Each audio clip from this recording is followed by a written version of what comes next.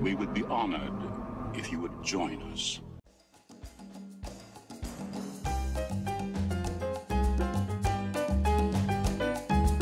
All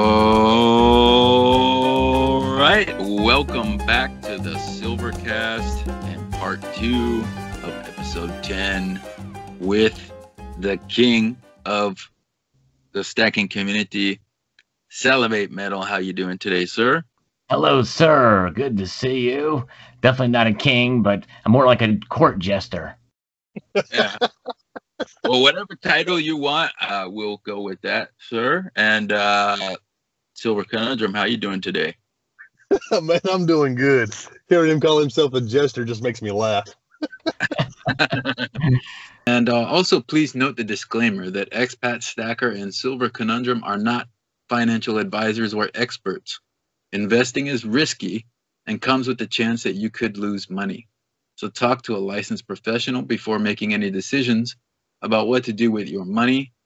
This video and all of the contents on our channels is for entertainment and educational purposes only and should not be taken as financial advice.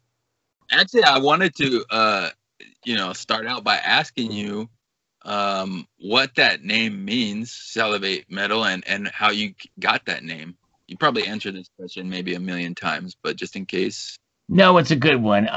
It's been such a part of the channel for so long, I don't even really think about it. But at the beginning of we talked about communities in our previous interview, and part of the building up of the silver community, kind of when I came in, there were other channels out there, and we see it even today with the name silver or gold in their name. And I didn't want to pigeonhole myself. In fact, there's one channel that changed its name from silver to gold. They went back to silver again. But I thought, you know what? What is the foundation? I wanted to pick something that was unique, that nobody else had, that would stand out, and that would really kind of give me the broadest approach to precious metals, because it is a narrow field in the YouTuberverse, I call it. And so I don't want to pigeonhole myself. So I don't have Stacker in my name, and I don't have silver or gold in my name. But one thing that these metals do, especially for me as a collector or just someone who appreciates them, is they have a Pavlovian effect. In other words, we drool over these metals. And so hence you salivate metal. And I love heavy metal too. I love heavy metal music, and I love precious metals, especially the heavier ones. Silver is a relatively dense metal compared to some other metals out there. Now, platinum is the most dense of the precious metals that are tracked or that you hear spot prices of. And I think it's an amazing metal too. So I talk about all the metals, rhodium, palladium, platinum, yes, copper, zinc I've talked about, titanium. Now it's mostly precious metals that I talk about, but I wanted to be able to have a name that really reflected what I was about. That's pretty cool. Yeah, that is awesome. And I know you're a fan of heavy metal, and I am as well. I remember. Likewise. Cool. All right. On a recent live stream, you were playing the guitar. You actually plugged into amp, and I think it was on that one. And you were like, "All right, guys, what is this?" And like, I was kind of like feeding my daughters and also listening. I got like some baby daughters, and I was like listening. I was like, "What is that? What is that?" And then you were like, you said what it was. It was a Sepultura. Oh, cool! Yeah. I mean, it was that territory. Yeah. War territory song. Anybody who likes Sepultura or Soulfly is good in my book for sure. So yeah, that's a really cool name. I kind of incorporate music into my channel as well. I think it's fun. It's a good way. So, and actually it kind of ties into one of the other questions I was going to ask you, which was that how did you get into, rhodium? But you kind of basically already answered that one. So, yeah, well, for those who haven't seen or heard, I had always just enjoyed there's still more metals that I would like to get, but I wanted to have a collection of all the precious metals that are priced for spot price by the troy ounce. Now, obviously, I have copper too, but there's other metals that are traded by the pound and as commodities. But the precious metals, you have the big five: silver, gold, platinum, palladium, and rhodium. And I didn't have any rhodium. And I started seeing the prices go down for rhodium to under $1,000. And I knew that it had went over $10,000 before. And I thought, well, shoot, can you even find this metal in a bullion form? And I looked around and I saw that there was a place called the Cohen Mint that made a round out of it. That was a 10th ounce round. But it was, basically this Cohen Mint that was for a while, but I'd not seen anything other than that. And I'm really they're the only ones, aren't they? Well, at that time, that's all I saw was Cohen Mint. Then, when the price went down below that $1,000 level, there was a company called Baird and Company, which is a British bullion company that makes gold, silver, platinum products, but they're really not that traded far out of only certain circles within the United Kingdom and Europe. You really don't see much Baird products in the United States or in other places. But I saw that they had rhodium bars, and I saw that they were starting to be distributed and sold even to some other bullion dealers out there, some certain select ones. And so, you know what? I'm going to try to get me one. And so rhodium went down below $700 an ounce. And my local coin shop has one of their suppliers is Golden Eagle Coins, and they were able to secure me one for $1,100, which is like a $400 premium above the spot price. But I was like, I don't care about the premium. Paying $1,100 was for a bar that I would have paid well over $10,000 just a few years earlier. I'm tickled pink to have an example of this metal in my collection, and that's just it, in my collection. Now, I knew that it was a very volatile metal. I just wanted an example of it. It's not a particularly attractive metal. Since then, PAMP made some rhodium bars, and I wish I would have gotten one of those as well too. And I wish I would have gotten more of them had I known what I know today, because as of the recording of this interview, it is at $29,000 an ounce. And people keep telling me, sell, sell. Look at all the gold you can buy for that. You could sell that and get a 10th ounce rhodium bar and still have all that money left over. That's the collector in me, is strong as me, as I wanted a 1 ounce example. And so, and I've told people, I joked, I said in the video, will I sell at $40,000 an ounce? Probably not, unless I need to, unless I have to.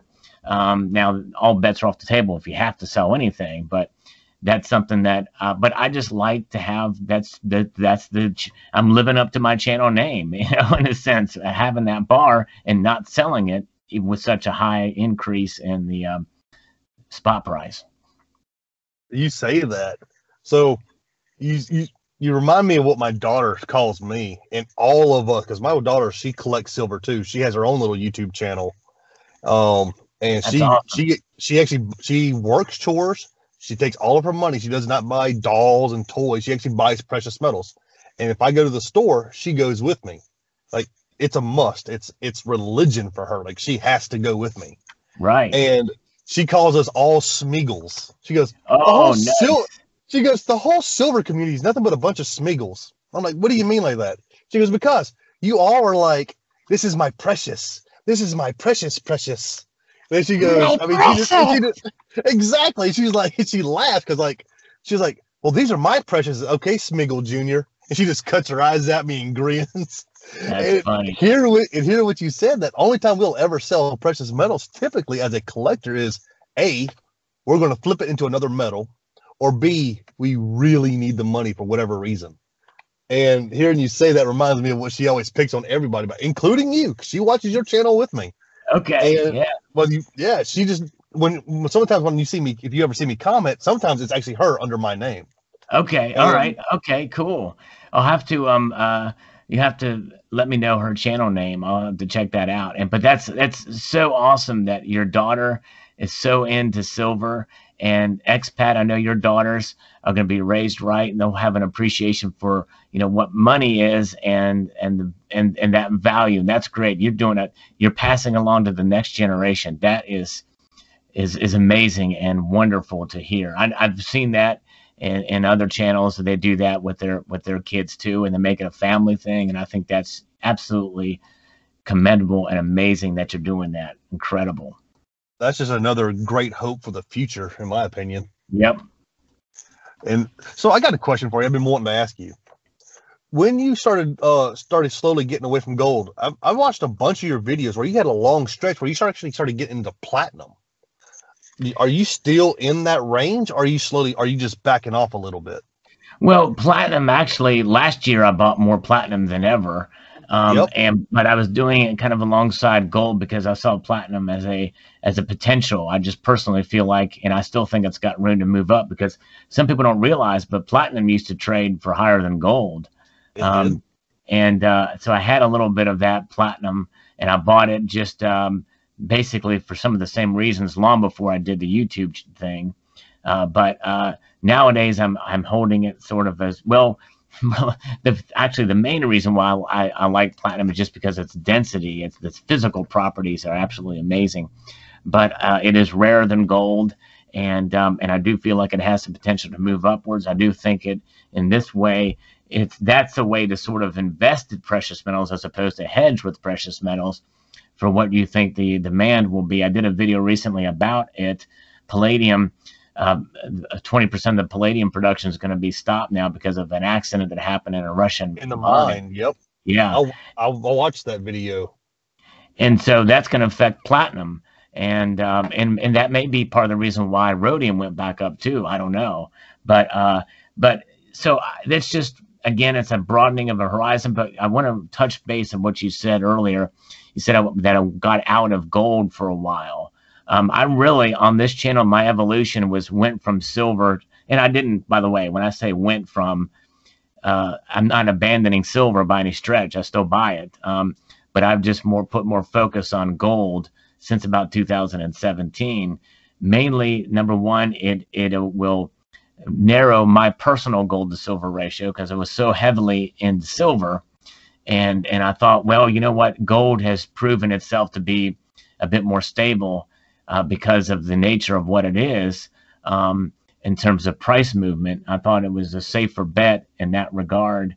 But so I had concentrated and focused more on gold. But intermingled in that, especially last year when platinum prices went down, I thought I'd take advantage and accumulate a bit more then. I see. But I'm not buying as much platinum this year. I've been trying to stay laser focused on gold, but it's tough. It's tough to buy an ounce of gold these days. It really is. It's not easy. It is. Well, my local coin shop, I checked in with them, I want to say maybe 2-3 weeks ago. They were actually sold out of gold, like didn't have none. And normally for them, that's unheard of. And they said they were down to like 300 to 400 ounces of silver. And again, for them to have under maybe 2,000 or 3,000 ounces of silver in the store is also unheard of. And people are actually going in there and buying silverware. Like they actually have silverware, pots, spoons, forks, knives, things like that. And people were buying it up in droves. She said it was the darndest thing she's ever seen. Like people lost their minds. People who's never been into the silver trade or the silver stacking or anything are just walking in there spending their entire stimulus checks buying stuff on hopes that it go up. That is as a result, I believe, and I think it's bigger than even the silver squeeze movement on Reddit. We are literally seeing a squeeze on physical silver. And I think it's exciting in a way, but that's why the premiums are up too. And so you have to, and I always caution people about the silver squeeze. And again, I tend to be overly cautious about it, is understand what you're buying, understanding these premiums. And there could become a time when this will eventually end. And then you're going to see an influx of silver come back to these local coin shops. And they're going to be so much of it, it's going to come back at under spot. And spot price could be lower, which means they would have lost a lot of money, which is why I'm encouraging people that, hey, if you bought this stuff with the understanding of what your purpose is, of what you think is coming, more than likely your gut is telling you right. It's just the timing of it may be wrong. So That's hold right. on to your silver, hold on to it. And you can't really chalk it up as a loss until you sell it at a loss. That's right. And so you hold on to it because it's a long-term proposition.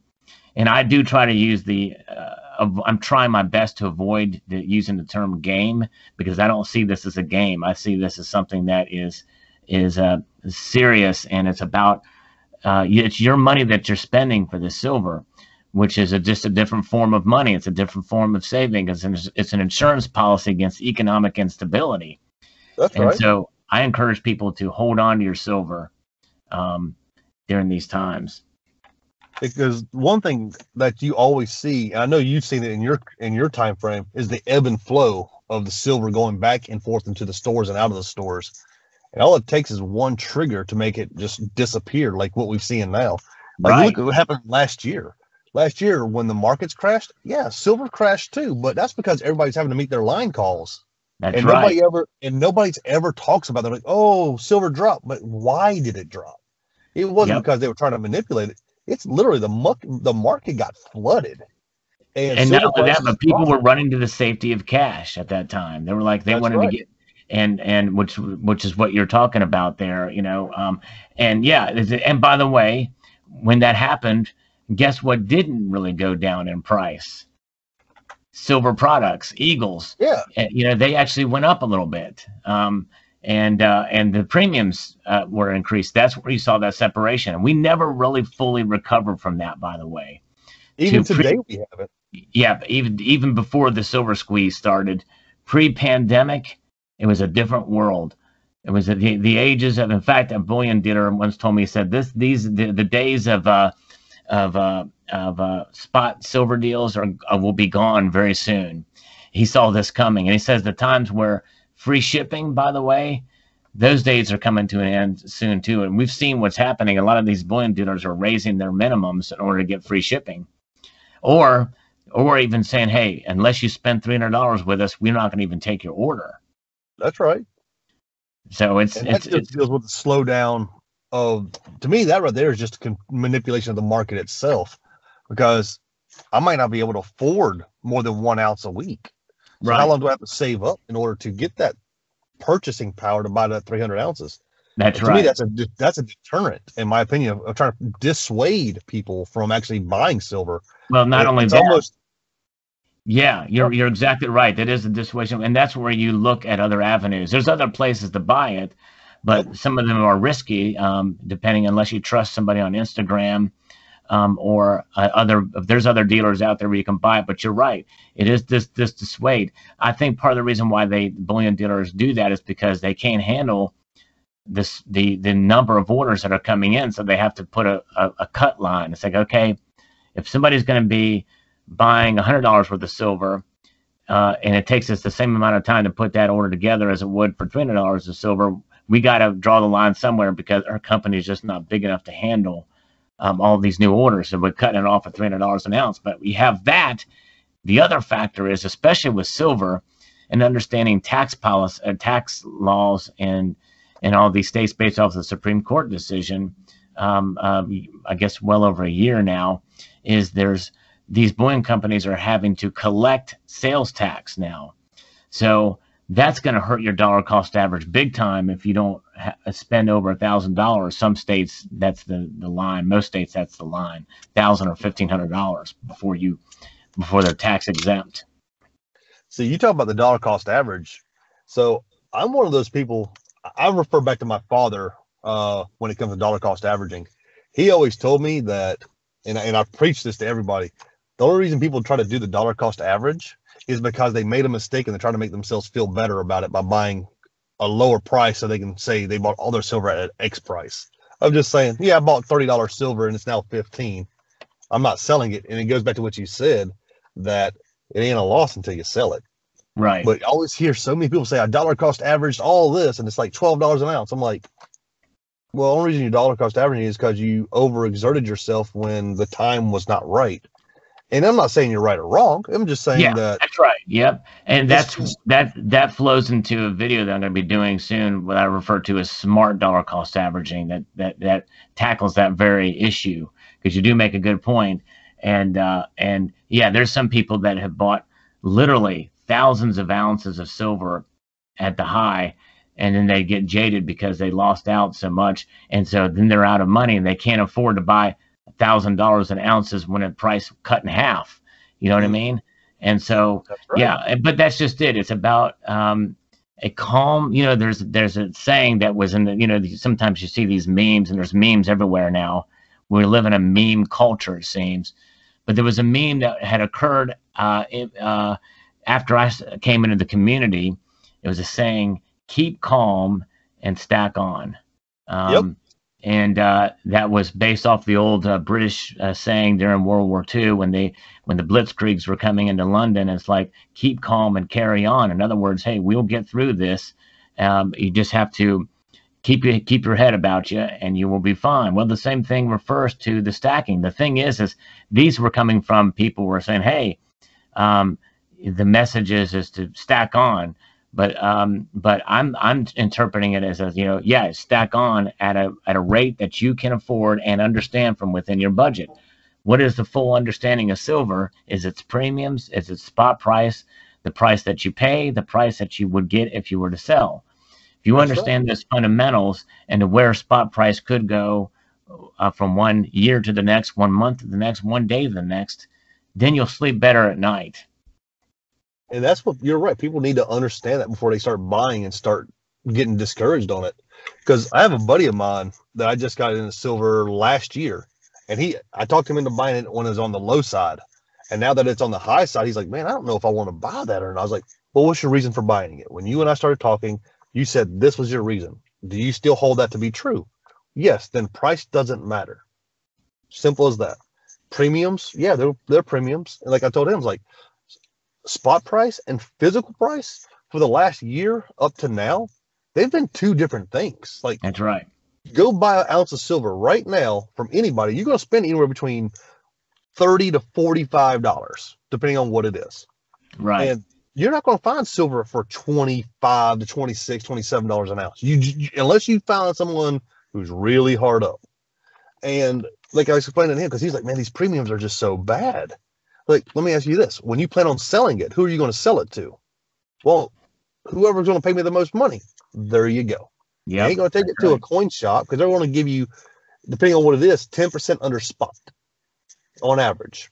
And he's like, no, I definitely wouldn't do that. I was like, okay, then. So the premiums really shouldn't matter if you're buying it for the reason you're buying it. And that's exactly right. And yeah, the thing and that is, you know, you touched on something there. You know, it's whatever and for each person that's going to be different. I can understand why some people would not want to pay these high premiums right now, but at the same time, you have to take into account that, well, if you're a Silver Eagle, if you get a good deal on a Silver Eagle for $35 an ounce, and spot price goes up to $32 an ounce, well, that's not such a bad deal then. So it's about perspective. It's about understanding the markets. It's about understanding the volatility of silver. And yes, silver is volatile compared to gold.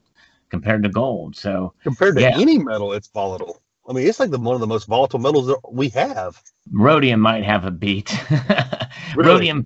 Rhodium literally fell more than the spot price of gold a couple days ago. No kidding. Yeah. See, I don't follow rhodium. Fell $2,000. There are other metals that are more volatile, but that hurts. that does hurt. Yeah, exactly. Well, guys, unfortunately, I've got to probably be heading out here, but yeah, any other thoughts or questions or quick topics here? It's been a really great discussion. I think, you know, people, especially newer folks, you know, they want to hear about the premiums, and I think, you know, and the situation that's been going on and everything like that. So I think we touched on that in your story about the rhodium bar, how you paid a $400 premium, but now it's like, you know, worth however many X that. I think that says all you need to know about premiums, because you know, it's just a part of the Well, now I'm self-conscious. I don't want to say game either, but Sorry about that. Hey, I was thinking the same thing. I wasn't going to say it. No, and I know what you mean by it, and because Yeah. you know, I mean, you can make an argument that hey, you know, we're playing the game of life, you know, really in a sense. So no, I was just playing. But yeah, like I think it's a lot of great discussions and topic here. You know, a lot to think about and how we perceive these things. And I totally agree with you guys. Just to be calm and rational and don't get emotional. You know, investment psychology is interesting for anybody who's going to be stacking precious metals, and try to do it in a sustainable way. You know, and time in the market beats timing the market, as they say. So just do it in a sustainable way over the long haul. It's going to really build up, and it'll benefit you. So anyway, thank you so much, Sal, for doing us the honor and making the time for us. We really appreciate it. It's been such an interesting discussion. We hope to have you back on, and I'm sure we'll be talking again very soon. Thank you so much. Really appreciate it. it's been a true honor. I appreciate it very much. Pleasure speaking with both of you guys, and again, I can't thank you enough. I'm honored and humbled to be here, and hope you all have a wonderful week ahead. You too, brother. Thanks a lot for everything. Thank you. Okay, catch you all in the next one.